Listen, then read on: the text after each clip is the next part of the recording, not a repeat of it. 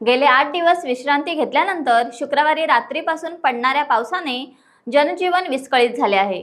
गुहागर तालुक्यातील वेलदूर नवानगर येथे घरावर दरड कोसळून घराचे मोठ्या प्रमाणात नुकसान झाल्याची माहिती उपलब्ध झाली। मातीचा बांध गोपाळ सजण्या शिरगावकर यांच्या घरावर पडलाय। यामध्ये कोणतीही जीवितहानी झालेली नाही।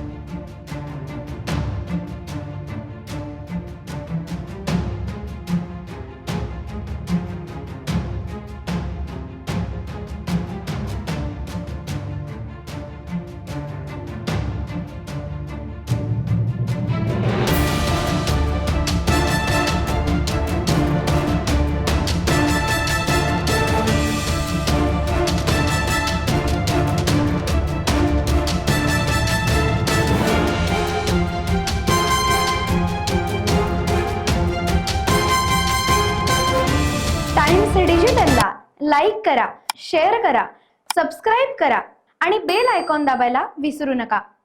Times digital.